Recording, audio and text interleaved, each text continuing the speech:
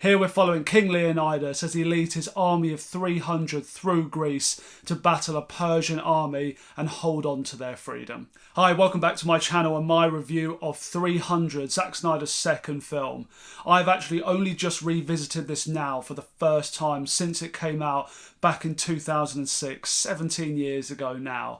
And literally all I remembered about this film was a number of really bloody action sequences and Gerard Butler screaming, "This is Sparta," as he boots a guy into that pit in slow motion.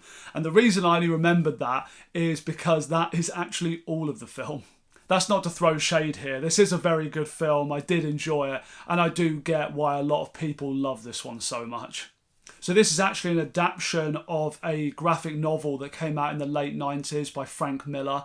And I think that's why they chose to use the cinematography where it kind of looks somewhere in between animated and live action and does have a very comic book feel about it. So it is an adaptation of that. And that apparently was actually based on a real conflict that did happen in Greece. But of course, this is a very fictionalized retelling of those events and adding in all of those little fantasy elements they do here as well. I'll say this about 300, it is an extremely entertaining movie. Like especially all of the battle sequences, all the fight choreography is amazing. It's very self-indulgent in its way, it's over the top.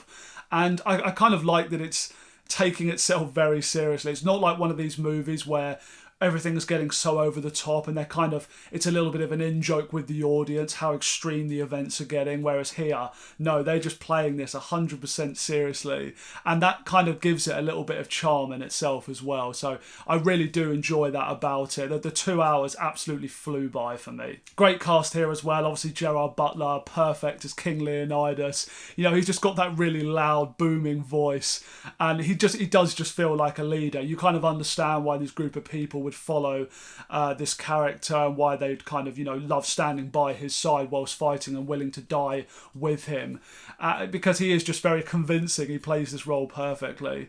Of course, as well, you've got Lena Headey as the wife, basically just playing Cersei from Game of Thrones. Like, talk about being typecast. She is literally playing that exact character, and I'm guessing this was that obviously just before Game of Thrones came out, so you can see why she was lined up for that role. And you have Michael Fassbender here as well, which I completely forgotten he was in 300.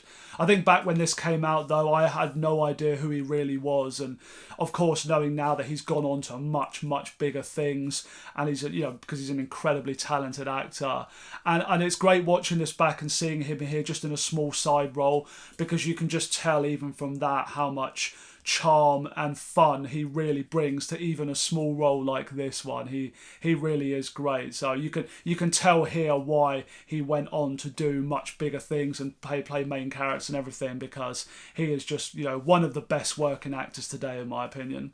Some really great character costumes and designs and everything as well. There's some really memorable ones here. The Persian king, just the kind of voice modulation that he's using and the way he looks, it just really does stand out. And there's some really cool scenes like that where you get to see all these very exotic costumes and designs and everything like that. And also the creatures as well are pretty monstrous looking, as I said, because they added these kind of fantasy elements into this retelling of this battle. And they've got these creatures in there that really do look quite gnarly, and I do really like that. And I will give credit as well, if this is the case, the ridiculous shape that everyone seems to be in this film, the actors here. I mean, I don't know whether there's a little bit of CGI pecs and six-pack going on here. I'm not sure. David Wenham, 2 years before this, he was in Van Helsing, and he looks nothing like that here. So you'll have to let me know in the comments whether this was actually real or not. But yeah, if that is the case, very good job. The thing about 300 for me though is nowadays it's just not really my type of film. I do prefer things that have a little bit more story and substance to them. I think with this one, it is an exercise in style. It's adapting a comic book. It's all about the way it looks. And of course, it does look amazing. It is an experience to watch this. It looks incredible. But for me personally, I would have liked a little bit more story here. And as I said, there's a reason why I didn't remember much about this film.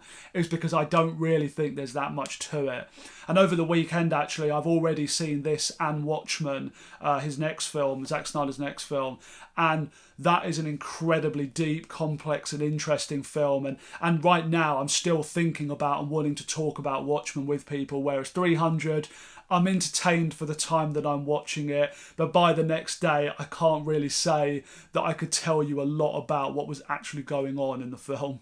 I do just think as well with the battle sequences, you know, once you've seen one, you've kind of seen it all. And that's great if you're really enjoying it. As I said, I can genuinely understand why some people adore this movie so much.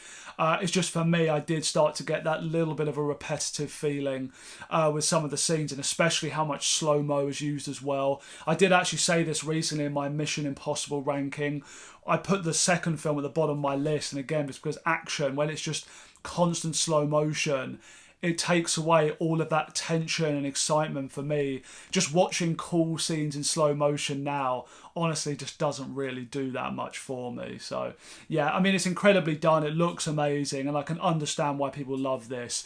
But just these days, it's not really the kind of movie I would be that interested in going back to rewatching. So anyway, there's my thoughts on 300 for you. I'm going to give this one a 3 out of 5. I feel a little bit harsh giving it a 3. I kind of want to put it as a 3.5, but to be honest, when I go up to a 3.5 rating, that's when you get to movies that I'm really starting to get interested talking about and rewatching, and I'm not sure that's the case with 300. I appreciate it for what it is. It's done really well. It's just not particularly my thing.